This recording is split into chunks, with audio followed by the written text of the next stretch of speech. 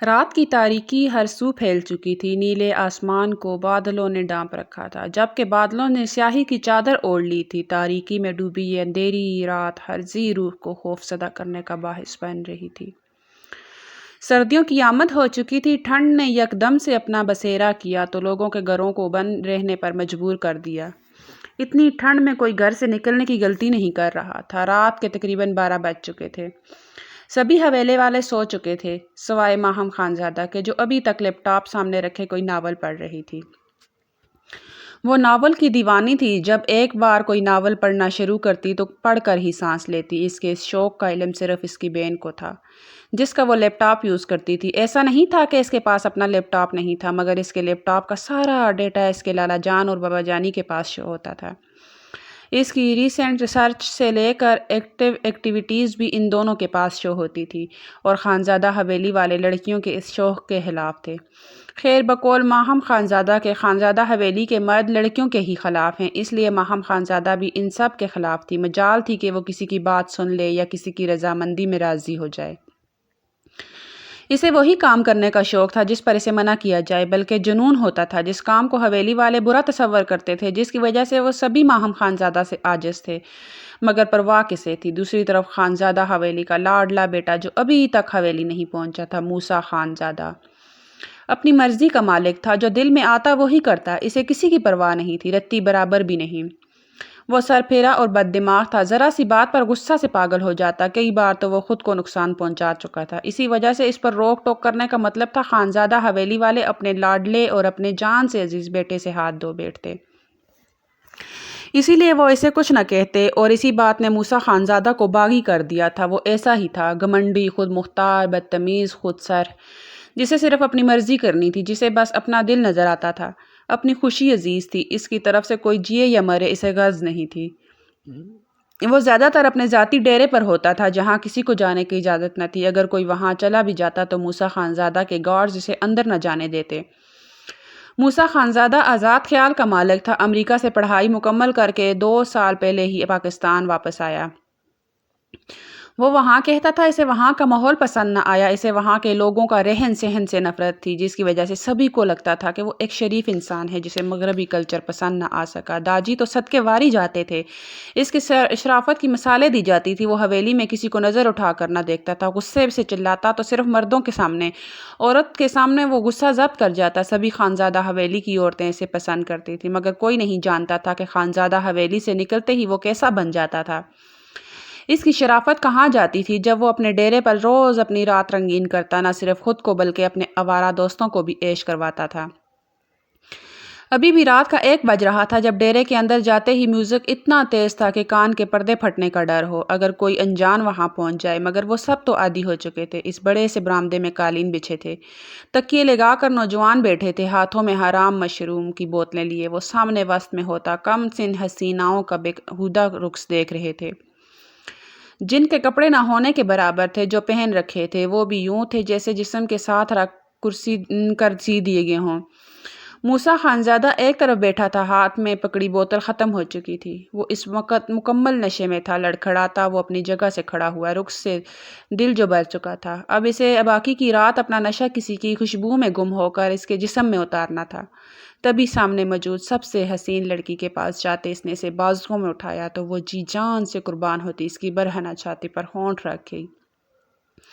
موسیٰ خانزادہ اسے لیے اپنے مخصوص کمرے میں گیا تھا، اور جاتے ہی دروازہ بند کیے بغیر ہی اسے بیڈ پر پھینکتا، خود اس کے اوپر گرا تھا اور اس پر لبوں پر جھکا وہ بھی اس کا مکمل ساتھ دے رہی تھی۔ رات کی تاریکی مزید پھیلتی ان کے گناہوں پر بس سرد آب برس سکی تھی۔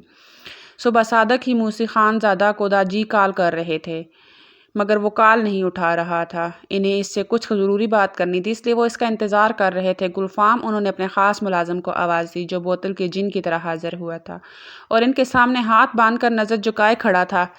حکم کریں سائیں، وہ مدب انداز میں بولا۔ جب موسیٰ خانزادہ آ جائے تو انہیں لیے ہمارے پاس آنا۔ وہ اتنا کہہ کر اپنے کمرے میں چلے گئے۔ کچھ دنوں سے ان کی طبیعت ناساز تھی، تبھی وہ گھبرا چکے تھے۔ انہیں خاندان کے کئی فیصلے کرنے تھے جنہیں وہ وقت ضائع کیے بغیر کر رہے تھے۔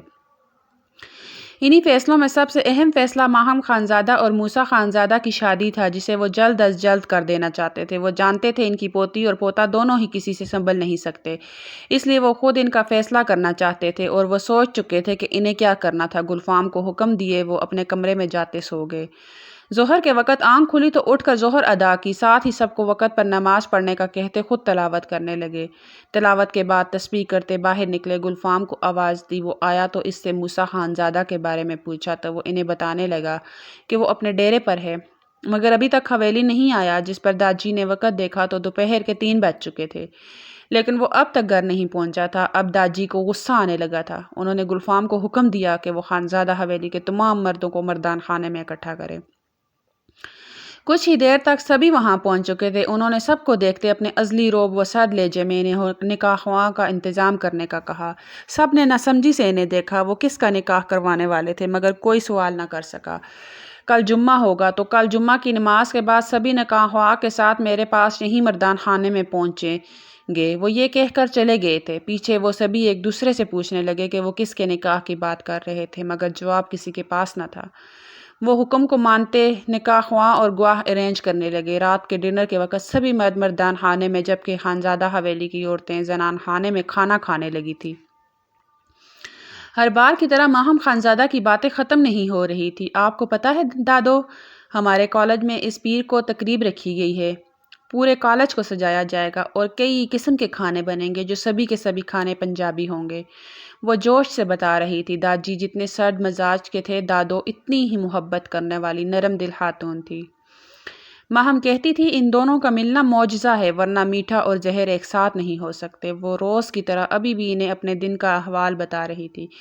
کلچر ڈے کو وہ آسان لفظوں میں بتا رہی تھی، جبکہ دادو کے ساتھ باقی کی عورتیں بھی اسے سن رہی تھی۔ وہ ماہم خانزادہ ہی تھی جس نے ضد میں کھانا پینا چھوڑ کر اپنی پڑھائی مکمل کرنے کو کالج میں ایڈمیشن لیا تھا۔ سبھی اس پر رشک کرتے تھے، خاص طور پر خانزادہ حویلی کی لڑکیاں، جن کی پڑھائی خانزادہ حویلی کے مردوں کی وجہ سے رک گئی تھی۔ تو بھی جائے گی؟ دادو نے پوچھا۔ وہ سمجھ نہ سکی۔ وہ کیوں پوچھ رہی ہیں؟ جی دادو، ظاہری بات ہے، تقریب ہے تو سبھی طلبہ جائیں گے، وہ کندھے اچکاتی بولی۔ نہیں، میرا مطلب تھا کہ تیرے داجی مان جائیں گے۔ کیا تو نے ان سے اجازت لی؟ وہ اب اس کا چہرہ دیکھتی پوچھ رہی تھی۔ وہ جانتی تھی کہ اس نے اجازت نہیں لی ہوگی، مگر وہ بھی ماہم خانزادہ تھی، اپنے چہرے کے تاثرات کو چھپانا اس کے لیے عام سی بات تھی، اس لیے وہ مضبوط لہجے میں بولی۔ جی دادو، پوچھ لیا ہے، ان کی طرف سے اجازت ہے، اس نے جوش سے کہا تھا۔ سبھی نے حیرت سے اسے دیکھا۔ کیا سچ؟ سچ میں ماہم؟ اس کی کزن نے پوچھا تو اس نے اس بات میں سر ہلایا تو وہ اسے یوں دیکھنے لگی جیسے کہہ رہی ہو تمہاری تو بات ہی الگ ہے، مگر دادو ابھی بھی اس کے چہرے سے حقیقت اخذ کرنے کی کوشش کر رہی تھی۔ تو جھوٹ نہیں بول رہی لاڈلی؟ وہ اسے بغور دیکھتے پوچھنے لگی تو ماہم نے تھوک نکلا۔ جی دادو جی، سچ کہہ رہی ہوں، بس انہوں نے کہا ماہم خانزادہ ہماری عزت کا خیال رکھنا۔ وہ اب بھی پر اعتماد لہجے میں بول رہی تھی۔ اس کی یقین دہانی پر دادو کو یقین آ گیا تھا، جس پر ماہم خانزادہ نے گہرا سانس لیا۔ اب وہ انہیں یہ کہتی کہ اجازت نہیں لی تو وہ اسے کسی صورت بغیر اجازت کے نہ جانے دیتی، اور اجازت لینے پہنچی تو داجی اس کا کالج جانا ہی بند کر دیتے، اس لیے وہ اجازت نہیں لینا چاہتی تھی۔ اگلے روز جمعہ کی نماز کے بعد موسیٰ خانزادہ اپنے داجی کے حکم پر مردان خانے پہنچ چکا تھا، جہاں سبھی خاندان کے مرد موجود تھے۔ موسیٰ خانزادہ ان سب سے ملتا ایک طرف اپنے نشت پر جا بیٹھ گیا۔ وہاں بس ایک چیز اس کی سمجھ میں نہ آ سکی، وہ نکاح خواہ کی موجودگی تھی۔ اسے بیٹھے کچھ دیر گزری تھی جب داجی بھی آ گئے۔ سبھی نے احترام سے ان سے سلام لیا اور حال احوال پوچھا، جس کا جواب دیتے وہ موسیٰ خان کو مخاطب کرنے لگے۔ موسیٰ خانزادہ، ہم کو کچھ بات کرنی ہے۔ انہوں نے تہمید باندھی تھی، جس پر موسیٰ خانزادہ سیدھا ہو کر بیٹھا۔ اب اس نے پشت سے ٹیک نہیں لگائی تھی۔ حکم کریں داجی، وہ ایک ہاتھ دل کے مقام پر رکھے ذرا سر کو خم کرتا ادب سے بولا تھا۔ اس کے یوں کہنے پر داجی کا سینہ چوڑا ہوا تھا، وہیں باقی سب نے خاندان کے لاڈلے اور بگڑے ہوئے شہزادے کو دیکھا تھا۔ انہیں یقین نہ آیا سامنے موسیٰ خانزادہ ہی بیٹھا تھا، مگر وہ کچھ نہ بولے، نہ کسی کو کچھ بولنے کی اجازت تھی۔ موسیٰ خانزادہ، ہماری طبیعت کچھ دنوں سے بہت خراب ہے، یہ تم جانتا ہے، وہ بول رہے تھے، اور موسیٰ خانزادہ کے ساتھ باقی سب بھی انہیں دیکھ رہے تھے۔ اللہ آپ کو صحت دے داجی، موسیٰ خانزادہ نے کہا۔ اللہ صحت دے گا، بے شک وہی دینے والا ہے، اور اللہ کی رحمت سے میں نے تمہارے لیے ایک فیصلہ کیا ہے، مجھے امید ہے تم مجھے مایوس نہیں کرو گے۔ وہ بولتے بولتے رک کر اس کے چہرے کے تاثرات دیکھنے لگے تھے۔ موسیٰ خانزادہ نے اپنے اطراف میں دیکھا، پھر دوبارہ نظر نکاح خواہاں اور گواہوں پر گئی تو اس نے واپسی سے داجی کی طرف دیکھا۔ میں تیار ہوں داجی، وہ نرمی سے بولا تھا۔ کسی کو سمجھ نہ آئی کس بات کے لیے وہ اپنی رضامندی دے رہا تھا، مگر اس کی رضامندی پر داجی جیسے پھر سے جوان ہو گئے تھے۔ جب انسان اپنے خون کو خود کے آگے یوں سر جھکائے کھڑا دیکھتا ہے تو اس کا 100 گنا خون بڑھ جاتا ہے۔ اس وقت یہی حال داجی کا ہوا تھا۔ وہ نکاح خواہاں کو لیے وہاں سے اٹھے تھے۔ اس کے ساتھ ہی انہوں نے ماہم کے والد صاحب کو بھی اٹھنے کا اشارہ کیا۔ وہ بھی اٹھ کر ناسمجھی سے ان کے پیچھے زنان خانے کی طرف چل دیے، جہاں سب کچھ روز کے معمول کے مطابق ہو رہا تھا۔ ماہم ابھی کالج سے گھر پہنچی تھی، اس لیے لاؤنج میں صوفے پر بیٹھی پانی پی رہی تھی۔ اس وقت وہ کالج یونیفارم میں تھی۔ ان سب کو آتا دیکھ اس نے چادر جو صوفے پر ساتھ ہی رکھی تھی اٹھا کر تیزی سے سر پر اوڑھ لی اور اٹھ کر کھڑی ہو گئی۔ السلام علیکم داجی۔ السلام علیکم بابا جان، اس نے ادب سے کہتے صوفے پر پڑا اپنا بیگ اٹھایا اور اوپر جانے لگی۔ جب داجی نے اسے روک لیا تو وہ ناسمجھی سے انہیں دیکھنے لگی۔ داجی، وہ ان کے سامنے کھڑی تھی اور سوالیہ نظروں سے انہیں دیکھ رہی تھی۔ بیٹھو یہاں۔ انہوں نے اسے اسی جگہ پر بیٹھنے کا اشارہ کیا جہاں وہ پہلے بیٹھی تھی۔ وہ بھی سر ہلاتی وہیں بیٹھ گئی، مگر وہ کنفیوز ہو رہی تھی۔ داجی نے اپنی بیوی اور ماہم خانزادہ کی ماں کو پکارا تو وہ سر منہ ڈانپے وہاں آ گئی۔ باقی جو جہاں تھی وہیں تھی۔ ان کے آتے ہی داجی خود بھی ماہی خانزادہ کے ساتھ بیٹھ گئے۔ نکاح خواہ کو دوسری طرف بٹھا دیا گیا تھا، گواہ بھی موجود تھے۔ ان سب کی موجودگی میں ماہم خانزادہ کا دل گھبرانے لگا تھا۔ کیا ہونے والا تھا وہ نہیں جانتی تھی، مگر دل بار بار کہہ رہا تھا جیسے کچھ غلط ہونے والا ہے، وہ جیسے وہ کبھی بھی قبول نہ کر سکے گی۔ مگر وہ اپنے دل کو دلاسا دے رہی تھی، جھوٹی تسلیاں دے رہی تھی کہ سب ٹھیک ہے، کچھ نہیں ہونے والا۔ ابھی وہ یہ کر ہی رہی تھی جب نکاح خواہ نے نکاح کے بول شروع کیے۔ ماہم منظور خانزادہ، آپ کا نکاح موسیٰ اسد خانزادہ کے ساتھ 50 لاکھ حق مہر کیا جا رہا ہے۔ کیا آپ کو یہ نکاح قبول ہے؟ یہ وہ الفاظ تھے جو ماہم خانزادہ کو اپنے کانوں میں سیسے کی طرح پگھلتے محسوس ہوئے تھے۔ اس نے سن ہوتے ذہن کے ساتھ اپنے بابا جان کو دیکھا تھا، جن کی حالت ماہم سے زیادہ مختلف نہیں تھی۔ یہی حال اس کی ماں اور دادوں کا بھی تھا۔ وہ سبھی داجی کو دیکھ رہے تھے جو اکیلے اتنا بڑا فیصلہ لے چکے تھے۔ ایک بار بھی انہوں نے ان کی بیٹی کی زندگی کا فیصلہ لینے ان سے بات کرنا ضروری نہ سمجھی تھی۔ کیا وہ اتنے غیر ضروری تھے کہ ان سے ان کی رضامندی مانگنا مناسب نہ سمجھا گیا تھا؟ وہ دونوں میاں بیوی حیران و پریشان کھڑے تھے، جبکہ ماہم خانزادہ کی تو دنیا ہی ویران ہونے لگی تھی۔ اس کی شادی اس شخص سے ہو رہی تھی جسے وہ دیکھنا بھی مناسب نہ سمجھتی تھی۔ اسے ناگوار گزرتا تھا موسیٰ خانزادہ سے بات کرنا، اس کو دیکھنا۔ وہ تو اس سے دور جانے کی دعائیں کرتی تھی، مگر اب یہ کیا ہوا تھا کہ وہ اس کی زندگی میں داخل کی جا رہی تھی۔ اس کا دماغ پھٹنے لگا۔ وہ بس بے ہوش ہونے کے قریب تھی جب داجی نے اس کے کانپتے ہاتھوں پر اپنا مضبوط مگر بوڑھا ہاتھ رکھا، جس سے اس نے نظر گھما کر ساتھ بیٹھے اپنے داجی کو دیکھا تھا۔ اس کی بدتمیزی، بدزبانی اور نادانیوں کی انہوں نے کتنی سخت سزا چنی تھی اس کے لیے۔ اس کی آنکھیں نم ہونے لگی۔ ہاں کہو بیٹا جانی، وہ محبت سے بولے تھے، مگر آنکھیں وان کر رہی تھی۔ وہ جانتی تھی وہ وہاں انکار نہیں کر سکتی، اس کے خاندان کی عزت کا سوال تھا۔ وہ خود کو ریلیکس کر رہی تھی، آنکھیں بند کیے خود کو ہمت دے رہی تھی، جب داجی کے اشارے پر نکاح خواہ نے نکاح کے کلمات دوبارہ دہرائے تھے۔ ماہم خانزادہ نے ایک نظر اپنے سامنے کھڑے اپنے بابا جان کو دیکھا، جو اس کے دیکھنے پر اسبات میں سر ہلاتے ہاں کہنے کا اشارہ کر رہے تھے۔ قبول ہے، اس نے بہت مشکل سے لڑکھڑاتے ہوئے کہا تھا۔ 3 دفعہ اس سے قبول کروا کر داجی جا چکے تھے۔ ان کے ساتھ ہی نکاح خواہ اور گواہ بھی چلے گئے تھے، جبکہ ماہم کے والد صاحب ابھی بھی وہیں کھڑے تھے۔ انہوں نے اپنی بیٹی کو دیکھا تھا جو خاموش بیٹھی تھی، پھر آگے ہوتے انہوں نے اس کے سر پر ہاتھ رکھا اور خود بھی مردان خانے کی طرف چلے گئے، جہاں موسیٰ خانزادہ سے نکاح خواہ اس کے نکاح میں رضامندی پوچھ رہا تھا اور وہ آسانی سے نارمل لب و لہجے میں قبول ہے بول رہا تھا۔ نکاح کے ہوتے ہی مبارکباد کا سلسلہ چلا تھا اور پھر گلفام سے کہہ کر داجی نے مٹھائی منگوائی تھی۔ ابھی وہ موسیٰ خانزادہ کے منہ سے مٹھائی لگاتے جب ہانپتی کانپتی ملازمہ وہاں آئی۔ وہ جی ماہم بی بی، اس نے اکھڑتے سانس کو ہموار کرنے کے دوران کہا۔ اس کی آدھی ادھوری بات پر ماہم کے بھائی اور والد صاحب اندر بھاگے تھے۔ زنان خانے میں داخل ہوتے ہی ان کی نظر سامنے صوفے کی طرف گئی، جہاں خانزادہ حویلی کی عورتیں جمع ہوئی کھڑی تھی اور ماہم پکارتی جا رہی تھی۔ ماہم خانزادہ کے بابا منظور خانزادہ کے قدم کسی انہونی کے ڈر سے بے جان ہوئے تھے۔ انہوں نے بے ساختہ دروازے کا سہارا لیا۔ ان کی بیٹی تو شروع سے ہی بہت کمزور تھی، ذرا سی سختی پر رونے لگتی اور روتے روتے بے ہوش ہو جاتی۔ ڈاکٹرز کا کہنا تھا اگر اس کے ساتھ ایسا ہی ہوتا رہا تو کسی وقت بھی اس کی جان جا سکتی ہے، اس کے دماغ کی کوئی نس پھٹ سکتی ہے جس سے اس کو جانی نقصان پہنچ سکتا ہے۔ اسی وجہ سے وہ اس کی ہر بات مانتے تھے۔ ماہم خانزادہ کی کنڈیشن کا صرف اس کے بابا منظور خانزادہ کو ہی پتہ تھا۔ انہوں نے کبھی کسی کو نہ بتایا۔ وہ نہیں چاہتے تھے ان کی بیٹی کو کوئی بیمار کہے یا اس کی بیماری کی وجہ سے اس پر ترس کھائے۔ وہ کسی صورت اپنی بیٹی کو کمزور ہوتا نہیں دیکھ سکتے تھے۔ ابھی بھی ان کا دل سہم گیا تھا، اگر اب بھی ماہم خانزادہ کے ساتھ وہی معاملہ پیش آیا تو کیا ہوگا؟ اگر اسے کچھ ہو گیا تو یہ سوچتے وہ کانپ گئے تھے۔ ان کے بیٹے اپنی بہن کے پاس سے اسے پکار رہے تھے جبکہ وہ دروازے کے قریب ہی بیٹھے تھے۔ ان سے اٹھا نہیں جا رہا تھا، بس وہ ماہم خانزادہ کی حالت کو دیکھ بے بس ہو رہے تھے۔ جب تیزی سے کوئی ان کے پیچھے سے آیا، انہوں نے سامنے دیکھا وہ موسیٰ خانزادہ تھا جو ماہم خانزادہ کے قریب ہوتا اس کی نبض چیک کر رہا تھا۔ پھر اس نے اسے اپنی باہوں میں اٹھایا تھا اور بغیر کسی کی سنے وہ باہر کی طرف بھاگا تھا۔ ماہم خانزادہ کو گاڑی میں فرنٹ سیٹ پر بٹھاتے سیٹ بیلٹ باندھتے وہ تیزی سے ڈرائیونگ سیٹ کی طرف بھاگا اور کسی کا بھی انتظار کیے بغیر حویلی سے نکلتا چلا گیا۔ وہ بہت تیز ڈرائیونگ کر رہا تھا، اسے بس اسپتال پہنچانا تھا۔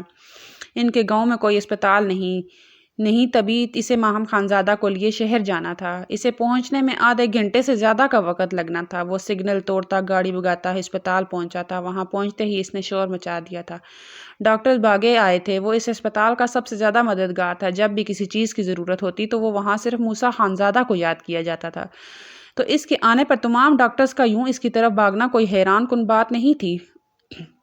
ڈاکٹرز میری بیوی کو چیک کریں جلدی، وہ چلا رہا تھا۔ ڈاکٹرز اسے لیے ICU میں گئے تھے۔ موسیٰ خانزادہ ان کے پیچھے اندر جانا چاہتا تھا مگر اسے باہر ہی روک دیا گیا تھا جبکہ وہ پریشانی کے عالم میں ادھر سے ادھر چکر کاٹ رہا تھا۔ دل ہی دل میں ایک دعا تھی، ماہم کو کچھ نہ ہو، وہ ٹھیک ہو جائے، کوئی سیریس بات نہ ہو۔ وہ یہی دعا کرتا جا رہا تھا۔ دل بری طرح گھبرایا تھا اس کے یوں بے ہوش ہونے پر۔ وہ تو اسے بہت بہادر سمجھتا تھا مگر وہ تو ذرا سا شوق برداشت نہ کر سکی تھی۔ وہ یوں ہی چکر کاٹتا رہا، کبھی تو دروازے سے اندر جھانکنے کی کوشش کرتا مگر ناکام رہا۔ ڈاکٹرز باہر تو آتے مگر اسے کوئی تسلی بخش جواب نہیں دیتے تھے اور دوبارہ اندر چلے جاتے، جس پر اس کا دماغ خراب ہونے لگا۔ اسے لگ رہا تھا وہ غصے سے کچھ غلط کر بیٹھے گا۔ وہ اپنا غصہ ضبط کرنے کی کوشش کر رہا تھا مگر اب اس کا ضبط جواب دے رہا تھا۔ تبھی اسے دور سے ماہم کے والد اور اپنے بابا جان آتے دکھائی دیے۔ وہ انہیں دیکھتا رہا۔ جب وہ اس کے قریب آئے تو اس کا دل کیا وہ اٹھ کر اپنے بابا جانی کو گلے لگائے مگر نہیں، وہ موسیٰ خانزادہ تھا۔ وہ کسی کے گلے نہیں لگ سکتا تھا، پھر چاہے مقابل کا اس کا سگا باپ ہی کیوں نہ ہو۔ اس لیے وہ خاموشی سے بیٹھا رہا۔ بابا، ماہم کہاں ہے؟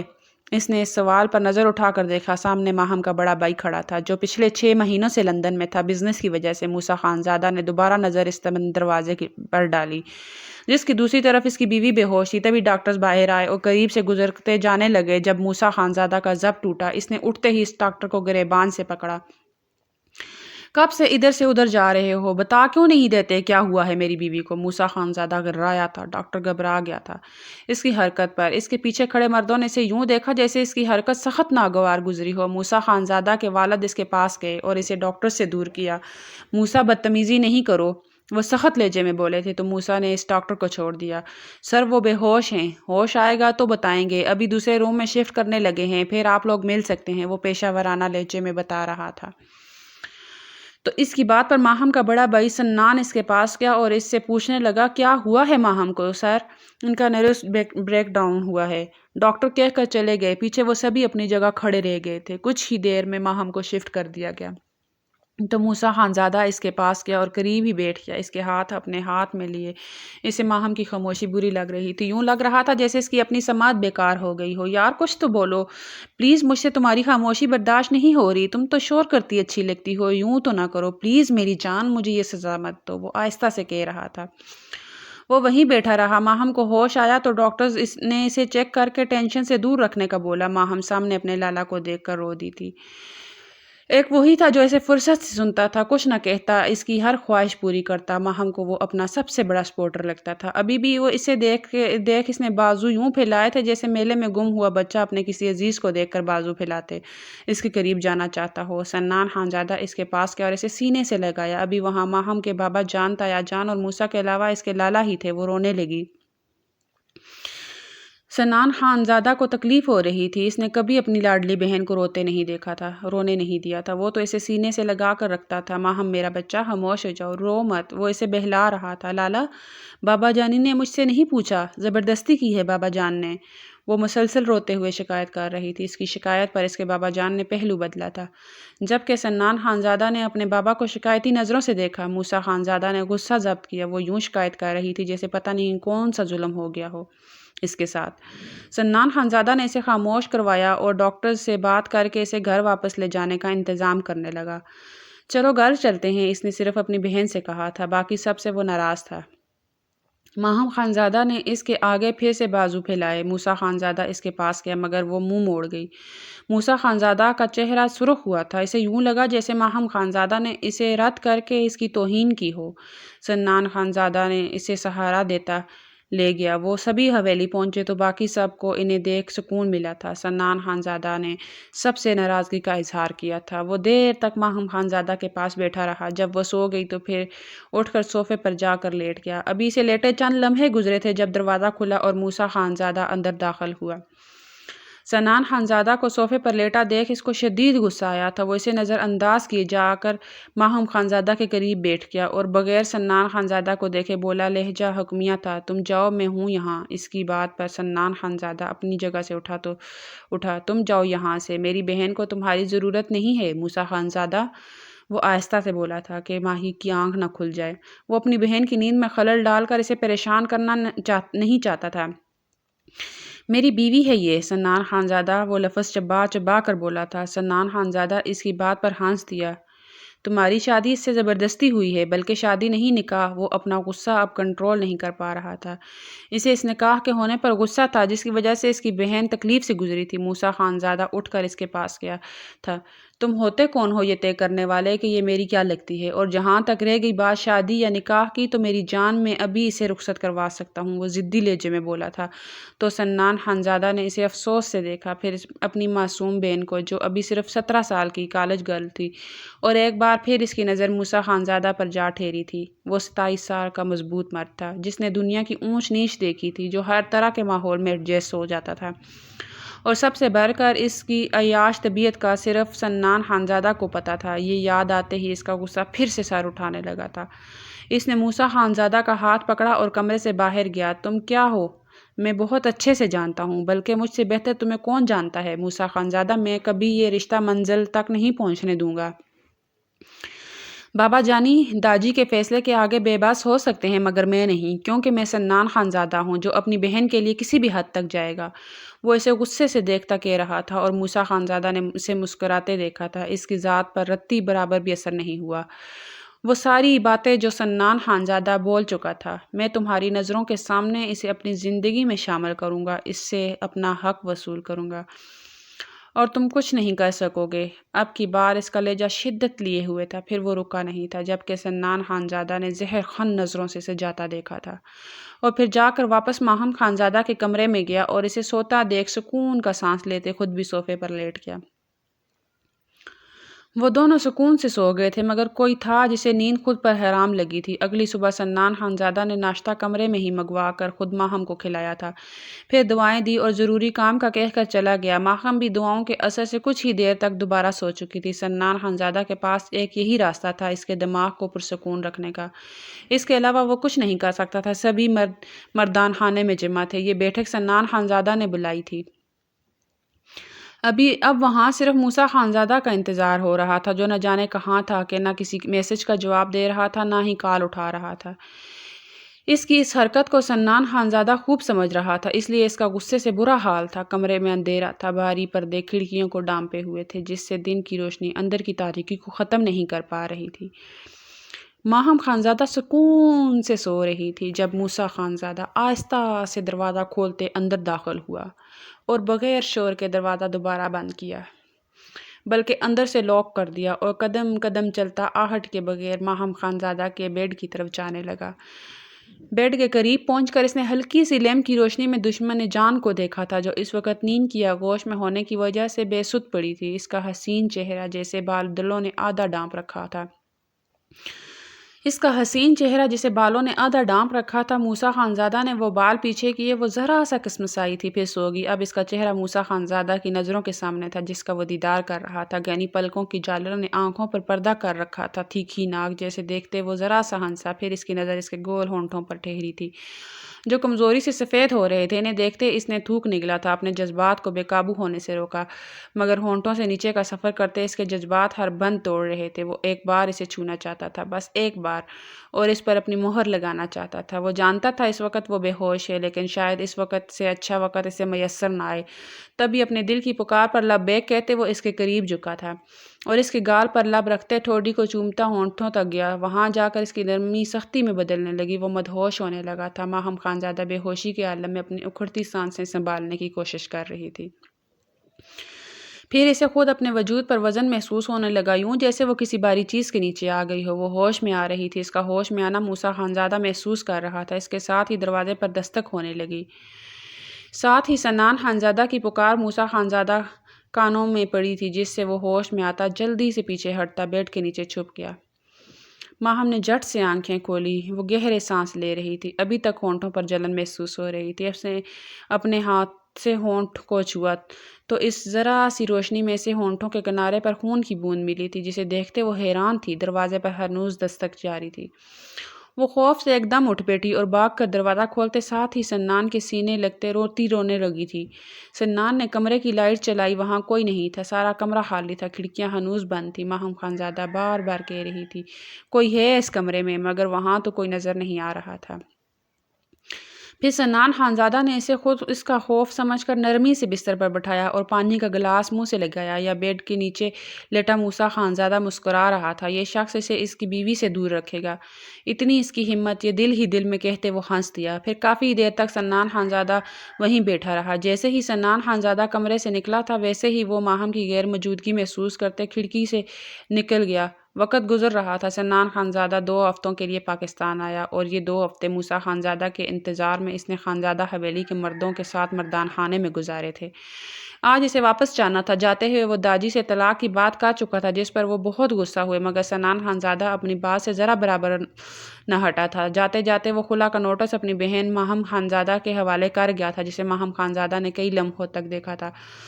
اس نے کالج جانا شروع کر دیا تھا۔ اس کی بہت عزیز دوست کی اچانک شادی ہو رہی تھی، جس پر اسے جانا تھا۔ سب سے اجازت مل چکی تھی سوائے موسیٰ خانزادہ کے، جو کسی صورت نہیں مان رہا تھا۔ سب نے کہا اگر موسیٰ خانزادہ اجازت دے تو جانا، ورنہ نہیں۔ ماہم کی بہترین سہیلی آمنہ کی شادی تھی اور وہ اس کی شادی میں شرکت کرنا چاہتی تھی۔ آمنہ اور ماہم بچپن سے ساتھ کھیلی تھی، ایک دوسرے کے غم و خوشی میں شریک رہی تھی۔ آمنہ کی شادی گاؤں سے دور ایک قصبے میں ہو رہی تھی اور ماہم کو وہاں جانے کے لیے ایک رات کے قیام کی ضرورت تھی، لیکن موسیٰ خانزادہ کو یہ بات پسند نہیں آئی۔ جب وہ اس سے بات کرنے گئی تو وہ بھڑک اٹھا تھا۔ تمہیں وہاں جانے کی ضرورت نہیں ہے، موسیٰ نے اپنی گہری اور سخت آواز میں کہا۔ جب ماہم نے اس سے اجازت مانگی تھی، لیکن موسیٰ، آمنہ میری بہترین سہیلی ہے، میں اس کی شادی میں کیسے نہ جاؤں، وہ ناراض ہو جائے گی، پلیز جانے دیں، ماہم نے نرمی سے کہا۔ اس کی آنکھوں میں التجا تھی، مصیبت میں گدھے کو بھی باپ بنانا پڑتا ہے۔ وہ اسی بات پر عمل کر رہی تھی، ورنہ موسیٰ خانزادہ سے بات کرنا اسے کسی صورت گوارا نہ تھا۔ تمہاری جگہ گھر میں ہے، بیویوں کو گھر سے باہر جانے کی ضرورت نہیں ہوتی۔ اتنا شوق ہو رہا ہے شادی کا تو بتاؤ، میں بات کرتا ہوں، داجی موسیٰ خانزادہ نے بے رحمی سے جواب دیا۔ ماہم کے دل پر یہ بات بھاری پڑی۔ وہ جانتی تھی کہ موسیٰ خانزادہ کے فیصلے کو بدلنا ناممکن ہے، لیکن اس کے دل میں ایک عجیب سی بے چینی تھی۔ وہ فاطمہ کو کیسے بتائے گی کہ وہ اس کی شادی میں نہیں آ سکتی؟ ان دونوں نے تو بچپن سے ہی وعدہ کیا تھا کہ وہ ایک دوسرے کی شادی میں ضرور شامل ہوں گی۔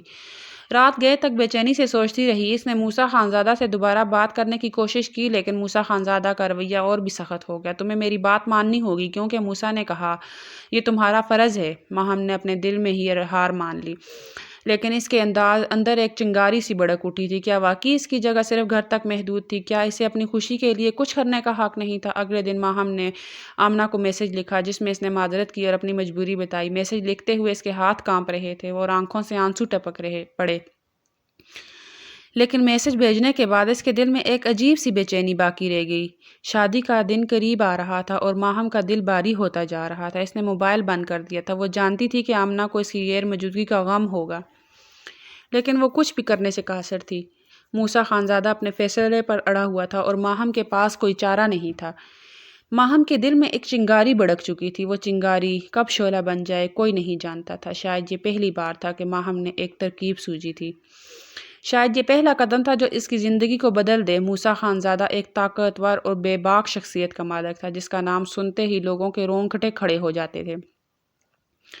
ماہم نے کبھی موسیٰ سے شادی نہیں چاہی تھی، لیکن اس کے خاندان نے اسے مجبور کیا تھا۔ سنان خانزادہ جو پیپرز اسے دے کر گیا تھا، اس نے وہ پیپرز اٹھائے اور موسیٰ خانزادہ کے کمرے کی طرف چل دی۔ وہ آج کل حویلی میں ہی موجود ہوتا تھا کیونکہ وہ نہیں جانتی تھی۔ سیدھا اس کے کمرے میں گئی، بغیر دستک کے ہی وہ اندر داخل ہو گئی، مگر سامنے نظر جاتے سرخ ہوتے چہرے سے رخ موڑ گئی۔